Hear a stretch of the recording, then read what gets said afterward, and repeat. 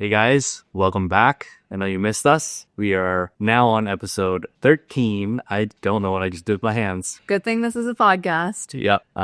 We're excited to be back. As you can see, we both got some color, some more than others. Not so evident for myself.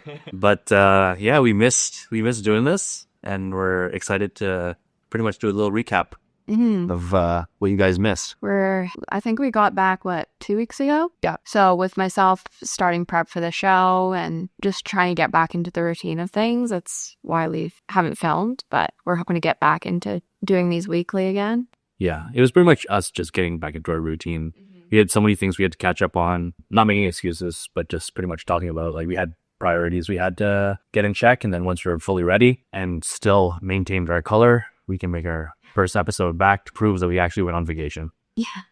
I think people know we went on vacation. I hope so. All the videos and stuff we posted. Yeah, but not everybody. Maybe some people from YouTube don't follow us on the gram. Yeah. It's so funny because I was like having a lot of fun making the reels and everything for my Instagram. And then I was like, you know what? Maybe I should like incorporate more travel videos. And you're like, okay, relax. We travel like once a year. Yeah, we had a big chunk on our social media where we were just posting non-stop of like travel stuff. And if someone was seeing our posts, they'd be like, wow, must be a travel account. No. Once we got back to Canada, I was right back into fitness account. Yeah. Shoots right Just back temporary. But money. we feel refreshed, refocused. Yep, I'm definitely recharged. Ready to start making some new gains in our bank account that definitely needs it. In the gym. Yep, we have lots of things to target within the next, I'd say, 18 weeks. So, all right, let's talk about the trip. Yeah. What would you say was your favorite part of the trip? Definitely the island called Kefalonia, which is so underrated. I hadn't even heard of this island since last year when I was planning this trip. Just for convenience, I was trying to determine what islands were on the west side of Greece because I knew we would be going to Zakynthos, which is the most known for its shipwreck beach and like the bluest waters ever. So honestly, I thought that was going to be the highlight of the trip because I have been there before, but you haven't. So I was excited to take you there and show you that. But we went to Kefalonia first and like my mind was blown. Yeah, it was probably the nicest island I've ever seen in my entire life. There was just so many. The coolest part about it was that like every part of the island that we explored looked different, even if it was just a 10-minute difference of a different direction. Like every beach was very unique. Yeah. And I would say quality. Like we kept finding the most underrated places ever. Sometimes she'd just like throw into Google Maps like nearest beach and we'd just pick one, and then all of a sudden we'd be going on like this cool adventure. So I thought that was really sweet. And even though there weren't a lot of tourists, like everything was really mapped out well in terms of like using just the maps on our phone and kind of seeing what was around. Like every beach pretty much has a TripAdvisor rating, like every restaurant, every cafe. So that was really easy to kind of pick and choose where we wanted to go. But I didn't find any aspect of that underwhelming, I don't think. Like everywhere we went in terms of beaches, like everything was nice. Yeah. She's talking about Kefalonia. Yeah. I would say the second island we went to, Zakynthos. So we did a little boat tour and we got to really see like the best parts of Zakynthos. Other than that, though, I would say Zakynthos was pretty mid. Definitely. Like just the town, the nightlife, like restaurant type of vibe. You don't really go there for that unless you're 16 years old. Like I would have been okay staying in Zakynthos for 2 days, max. Yeah. Like a lot of younger kids go there to party. Yeah. A lot of Europeans, I think, or like people from the UK. Tons of like 16, 18-year-olds that just are there for like the nightlife. Yeah, so that part kind of turned me off. But like the reason why that island was just so dominant was because of what we experienced on the boat tour. So that trumped everything else, which made it worth it. But had we have never gone on that boat tour, which we actually almost didn't, because we talked about it, we're like, oh, should we do this boat tour, blah, blah, blah. Yeah. If we didn't do that boat tour, I would have been like, this was the biggest waste of my money. For sure. That's a must if you're going there. But honestly, any island on like the west coast of Greece, that's where you're going to see the nicest, bluest waters. Yes, it was insane. Like, I will never forget the feeling of just floating so effortlessly and being able to like look underneath me and see everything below me. The water is so clear. And it's like, imagine, so just like swimming at your families lately in their pools, it's like that color of blue. But imagine that being the ocean. Like an endless sea of water that looks like that. Yeah. And it was just so cool. And yeah, that boat tour was definitely worth it. And Kefalonia too. Like when we were in Kefalonia, like the waters were so blue, it almost looked like it was fake. Yeah. We kept finding like random spots that just ended up being so nice. Like this one spot we went to, instead of like going down to the beach, we kind of parked a little bit further. So as we were walking towards the beach, I heard a little bit of noise. So I'm like, oh, let's just quickly go through this wooded area. Let's just see what it is. And then after we walked down a couple steps, we were like in a very rocky terrain. And it was somewhere you could actually just hang out. And it was right by the water. Yeah, it was easy, like super easy access just to like get in the water from there. Further away from the beach, so it wasn't as populated and loud, but it was like super low key. And obviously we'll show you some footage of it because it was a really nice spot. I was gonna say, so I've shared this on social media. Like if you're wondering how much this trip cost us, were there for 17 days, and we spent just over 12,000. But a big chunk of that was because we upgraded to business class for our flight. So I'd say like definitely it is expensive wanting to go to Europe, but really the bulk of your cost will be your flights. Once you get there, there's tons of ways you can save money. Yeah. Like it really doesn't have to be expensive overall. There's things that we deliberately wanted to splurge on intentionally, and then things that we chose, like it's just not worth it for us personally. Like for me, I'd rather be comfortable on a 7-hour flight and be able to sleep versus staying somewhere that costs like $500 a night. When I'm looking for accommodation and I'm there at least 5 nights, like I'm not going to pay over $200 a night. Yeah. We found an Airbnb that was less than $100 a night. So I'm like, perfect. It was in someone's house. It was just like a room they turned into a little, like that was a little suite. Yeah. A mini suite. Had like a little kitchenette, you know, and all the 1 bathroom, 2 single beds. So I'm like, you know what? I'm not high maintenance when it comes to that. We had a car, so it didn't matter if it was like a little off the beaten path. Yeah. It was perfect for what we needed it. The only high maintenance thing we have is our flight. Yeah. Like I will pay all the money in the world to have an experience where the flight, whether it's over 6 or 7 hours, it has to be top tier for me because I'm a taller individual, 5'11" king. And I'm so uncomfortable in planes. Like, I'm sorry, but flying in economy, like I'm crushed and I hate it. And I'm like, I'll get to the destination, I'm in pain. So I'd rather have a lie down bed pod with, you know, the luxuries of the experience. But also, are we always going to do that? Probably not. No, like most of our flights that we're taking, like if we're going down to Mexico, is at a 3-4 hour flight. I'm talking anything over a 7-hour flight. But I mean, even for that, like that's not a standard for us. Like that is nice to do once in a while. I wouldn't say that we're going to do that every single time. The reason we did that was because we booked it a year in advance. Yeah. So it was easy to kind of divide like how much we were spending between, you know, 12 months apart. Yeah. And I found a really good deal. So I'm like, you know what? Let's just do it. Yeah. We plan ahead. Like, okay, let me repeat that. She plans ahead. I just give her the money. But like, as long as you look into this a long time ahead, you're going to be able to find the ways to save more money. Sometimes when people book very last minute, you end up paying a lot. So we'd rather not do that and deal with that. Yeah. I mean, my biggest tip is just understand what you'll be paying for before you go so that you're not just there and kind of just spending money and not really keeping track of how much you're spending. And then at the end, you get home and you're like, oh my God, like I have so much debt to pay off this credit card right now. Like, that is the worst feeling. And you shouldn't have to feel like that coming back from a trip. Yeah, you shouldn't spend $12K on a trip if you didn't have $12K. Right. So probably be a little bit sensible when you're doing your spending. And it's like even, you know, going to beaches on the islands, you have to be prepared to pay money if you want to use the lounge chairs or like the sunbeds. Yeah. Those are 20, 30 euros. And we were going to 1 or 2 beaches a day. So we only paid for that on our very last beach day. Which was very worth. Other than that, we just brought an umbrella and like just a little like mat you could put down, and that was fine because that's not something that I think is like worth it to be spending that much money on. Yeah, I think other than the islands, as a trip, as a whole trip, I think my favorite thing, which is probably the most underrated thing, was just when we're actually not on the islands and we were at her village. I liked the freedom we had. So we, like she said, we had a car. And every single day was like an adventure. We just decided the day of, what are we going to do? There were a couple days where she had plans where we discovered a waterfall, which was really cool. But that was like really, really stressful up until we found the waterfall, because it was like a scorching hot, like 35-degree day. And we're just weaving through the smallest little villages, like one-way streets, constantly reversing, going in circles. And then when we finally found the place, then we had to do a hike, which was a challenging hike. Yeah. We literally went bouldering. Like, we were climbing rocks to find this waterfall, and we'll show the video above once we found it, but it was so worth it. It was very cool. Yeah. It was a cool experience, but I wouldn't take people who were not in shape there. Yeah. So if you're ever planning or anyone older, I probably wouldn't take them there. Yeah. So if you're planning to go to Greece and you want to do a really intense hike, contact me first so I can train you so that you'll be prepared to do these hikes. But It's a shameless plug.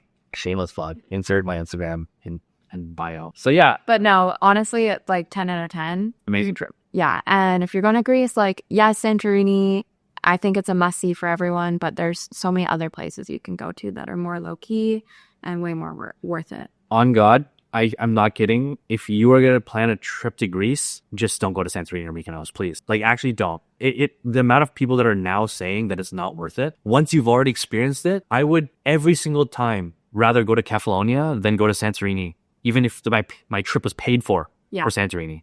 Like, Kefalonia was that much better. I think there's just so much more variety versus Santorini. It's just like you go there for that one really beautiful sunset view, and like the beaches are nothing compared to what we just experienced. Well, our underrated sunset experience that was accidental was way better than the Santorini experience that we had. Yeah. Because we just stumbled upon a spot that we thought we weren't going to find, and then we ended up finding it. So we'll show what that looks like as well. In Kefalonia. In Kefalonia? Yeah, that was crazy. Yeah, the driving was stressful for me. For her. As a passenger. I was chilling. I had right beside the cliff and looking out your window, and all you can see is ocean, and you're just up so high. Like, that was... She was panicking. She's like, slow down. Tough for me. Pay attention. I'll be driving in like the windiest, high mountainous area, and then I'll be like, oh my God, the sea, the ocean water is so beautiful. She'll be like, could you please pay attention to the road? I don't want to die. I realized that I don't trust your driving. For some reason, I felt like I had to keep my eyes on the road, and I wasn't even driving. Never got into a single accident. Never had any issues. I don't know what more I can do to prove that I'm a better driver than she is. Yeah. But it was a lot of fun. And another thing I wanted to talk about is just the perspective that you have coming back to like normal day-to-day life and living in North America. It's like for the first time, because I've been planning on getting a new car next year. So I was honestly like looking at used Toyota Camrys to wow, this is the first time I'm hearing this. To replace my Audi, because I'm like, it'd be so nice to not have to put so much money into my car. Like, think about how I could reallocate that money. Like, that could be a trip to Europe. Like, how do I go to Europe more often? And the answer is, don't buy a nice car. I like how the last time we had a car conversation was actually for me, and I was kind of more or less joking, but like not really. And I was like, what would you do if I just bought a Porsche? Like, I just bought a really nice Porsche. And then she's like, no, that's absolutely not what we're going to do. Like, why would you even do that? Because the thing is, I don't care for cars. I drive a Honda Civic. I'm very low maintenance with my car. I don't spend a lot of money trying to fix my car. Meanwhile, she has the Audi, where there's always been issues with the car, and it's a very costful car. Yeah. So I understand where she's coming from. Obviously, there's luxuries to having them. Like, drives great when it's working. I've always loved it. I never regretted getting it, but I mean, I've posted about this. Like, when I look at what my wealthiest clients are doing and what they have, none of them drive nice cars, because I think everyone is just on they have the same mentality that, like, why would you put your money in a car? Yeah. I think if you're a car person, it makes sense. If you like cars, totally go for it. But I don't really need to have anything super luxurious. I just need something to be able to drive from A to B and do it fast. Also, hot take about driving in Greece. If you can drive in Montreal, you can drive in Greece. So do not stress about the difficulties of driving there. It's really not that bad. I'm a very aggressive driver. I had no issues whatsoever. I felt perfectly comfortable. If anything, I was driving like a local. The people that were driving poorly were actually the tourists, and you could tell that they were the ones who were like really uncomfortable with driving. going super, super slow. Everyone being held up. Meanwhile, there's us like overtaking in the craziest situations as a local. That's not true. There was, well, I would have yelled at you. no, I didn't do it in the dumbest situations, but there were some locals that were doing it in the craziest spots. Like we were going up a mountain, like a super windy mountain. The max you can go there is like 60 comfortably. Yeah. And these guys were ripping easily 90 to 100 in like Ferraris and like massive SUVs. And then like a minute later, after they passed us higher up in the mountain, we see a car that just derailed and went over a railing almost off the entire mountain. He got stuck in a tree and they were towing it out. So we're like, holy crap, like some people really don't know how to drive here. That's what happens. Yeah.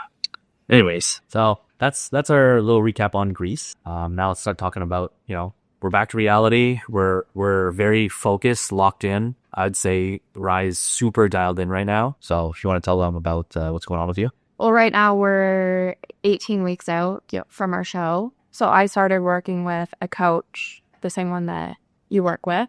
Yep. About a week and a half ago. So basically, like, everything has to be on point for me. There's no, like, going off the diet or skipping a workout. It's like I'm really dialed in right now. And I was just kind of thinking, like, what would make me the most proud of myself? And obviously, like, you want to win your class. Yeah. But for me, it's almost better going into it just being okay with losing, but thinking of it in a different way. Like for me, if I can really nail my posing, because that's what needs a lot of work. And that's what I find one of the hardest things is the posing routine and just making that look flawless. Like I've mentioned before, the diet, I don't find difficult. Yeah. So, but now you have a plan. Like you actually have a strategy and you have something to follow to a T. Yeah. When Rye's given something that's like a plan, she is 100% of it. Like she all ins on it. But prior to this moment, even though she knew what she needed to do, she sometimes just wouldn't be doing it. Or sometimes she'll miss meals, or sometimes she's not going to wake up until a certain time and then eat so late in the day. And I'll be like, why haven't you eaten yet? And I had a headache. I feel dehydrated, blah, blah, blah. But like now that she has a plan, it's like, you are going to live and die by this. Yeah. And that's why she'll be successful. And that's why I can see that leading up to the show, she's going to do really great. And the other thing is not half-assing my workout. Like, you have to go, just take it day by day and be fully like present during your workout, because you're trying to make your sets like the most intense that you can. Because right now I'm still trying to build muscle. Yeah. So I'm really pushing myself. Like I can't have any distractions. Yeah. It's like a job. Like, and I've said this in another podcast before, but like when you go to the gym, where I'm not in the gym training leisurely. Like that's my work. I'm really dialed in. Every single set, every single rep counts for something. And my coach literally said this the other day. He's like, hey man, like moving forward, I want every single workout that you do moving forward to be as intense as possible. Not meaning like, oh, I haven't been doing that, but he was just reminding me like, if you want this, you have to go get it. And the only way to win this is by making sure you're going to try and be as perfect as possible. And he's like, don't do anything stupid, no ego lifting, but like really lock in on these workouts. And that's exactly what I've been doing from time. Like every single workout is not a joke. And some people wonder, oh, why is Dalton in the gym for like 2+ hours? It's because I take this really seriously. And I'm not there because I'm talking to people. Like I really avoid talking to people. You have to warm up properly. You have to be, like I said, super present during your set and intentional with like mind muscle connection and everything. And then you're stretching at the end of your workout. You're doing cardio. You're practicing posing. Like that's why we're there for 2 hours. Yeah. So much goes into it. But yeah, if I can see a video of myself where I believe that like the posing looks on point, and then say to myself like, yes, I never half-assed any of my workouts, then I'm just going to be like so proud of myself no matter what. Yeah. And I can see that already throughout our prep that I'm trying to keep her accountable for a lot of things. I know she's doing the same thing for me when it comes to like the diet. She'll be like, oh, don't you have more meals to hit still? Like reminding me and being like, yeah, I know. I still have to hit some meals. For her, I keep telling her like, got to keep practicing the posing. And just being comfortable with, the thing about the posing and us being 18 weeks out is we're not going to look good. Like, you don't look good until show day. So that's been tough for me. Just keep practicing. And that's why a lot of people fail when it comes to this, because they're like, oh, I'll start practicing and posing when I start looking good. Like, wear a friggin' baggy sweater and hit your poses. Get comfortable moving. Some people, and I'm not joking, when I see people go on stage, there are some people who have really, really crappy posing. Yeah. And they have phenomenal physiques, but I'm like, you literally lost the show because you couldn't pose. You couldn't show off what you need to show off. And that's why you lost, right? Like, it really comes down to that. And why would you want someone to see a video of you on stage and just say like, oh, great physique, but like the posing really needs work? Yeah. Like, why wouldn't you want everything to look amazing? Yeah. I would rather be told, hey, for next show moving forward, if you want to place better, work on these things, like add more muscle tissue here, here, and here, or you could have came in more conditioned. But if you were to tell me, yeah, your posing was off, I'd be so disappointed in myself, because that's something that is like a very, very controllable variable that I just half-assed and decided not to do. That's why when I came into my first 2 shows, like, I really worked on the posing. I know I can improve, and there's so many aspects I can work on, but like, I know that if I'm going to say anything was really on point, I think my posing was good. I think I hit the posing the way I needed to. So just a tip, to any competitor moving forward that wants to compete in the future, is just work on your posing, obsess over your posing. There's a reason why I stare at myself in front of a mirror doing the exact same thing every single day, but because I'm trying to master something. And it's not because, oh my God, Dalton is just always looking at himself in the mirror. It's like, no, I'm trying to make sure that I hit the angles I can hit. I do it all the time. Like, anytime I walk in front of a mirror, like at the gym, I'm gonna hit a pose. And I don't. Now we have a full-length mirror in our living room. That's been like my posing stage. Yeah. So it's hard not to walk by it and not look at yourself and like practicing posing. Yeah. I think since I'm on the topic of tips, I have one more tip that I could give, and I think you could use this actually practically for everything, but especially for competing and being in bodybuilding, is to stop caring what other people think, because we are not part of the norm, in the sense where we're doing an extreme. We're dieting to an extreme level. We're training to an extreme level. We're obsessing at an extreme level, and people aren't going to get it. People will always be like, oh, why are you so serious about this? Blah, blah, blah. Why are you doing that? Why are you doing this? Oh, it's just one more bite, or have a drink, whatever. Like, we are literally locked in and obsessed over something. People won't get it, and that's okay, because this is not their world. You can't take it too seriously and get so angry at other people because they don't get it. You just have to try and understand it from their perspective. And if you feel like using the energy, you can try and teach them as to why you're doing these things. And it's like my family. Like, my family understands we're both on a prep. Her family understands it too. So now sometimes they're like, oh, are you able to eat with us? And we'll just be like, respectfully, no, we can, but we're still willing to show up. Or they'll say, hey, like, we're all going to be here today. We'd really like you to come. You can bring your meals. Yeah, like they get it. They just know. Yeah, but like I said, some people just won't.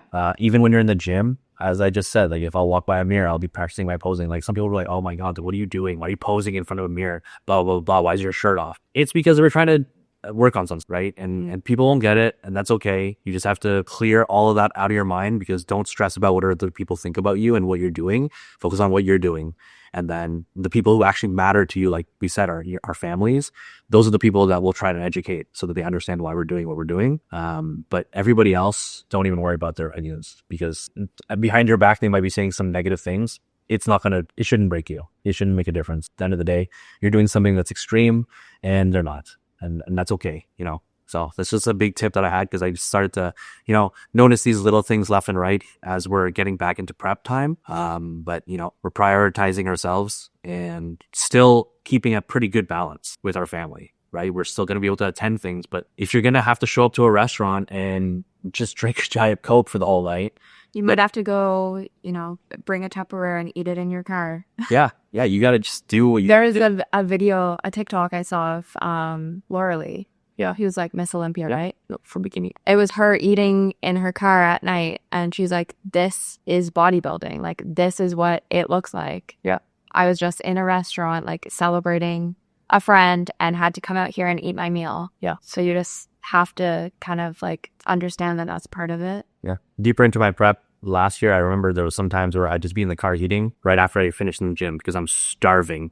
and I know I need to get my meal in because the next meal is coming up. So just, yeah, like I said, we just got to do what you got to do. And one thing I wanted to add was the impact of having someone to be accountable to, because I swear, like, I've seen more results in the past week and a half than I have in like a year. Yeah. Because I know every Wednesday morning I have a check-in with my coach where I'm posting my front and back pose. Like, I'm telling him if I cheated on any of my meals, how the workouts went. Like, it's a very in-depth questionnaire that I have to fill out. So it's like, why would I eat something that I shouldn't? Or why would I skip a workout knowing that I have this check-in coming up?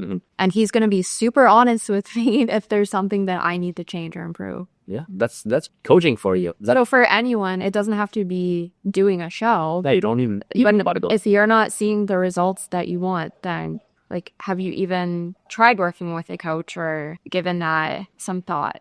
Yeah. And if you haven't, that's how we end this episode. Once again, here's my link. Right. So thanks for watching this video. We're excited to be back and looking forward to showing you guys pretty much more about what we're doing. You'll be getting more updates in our pods about how our prep is going. But we'd like to be able to get back to doing, one episode per week. So give this video a like, subscribe if you haven't, and we'll see you in the next pod. Peace. Bye.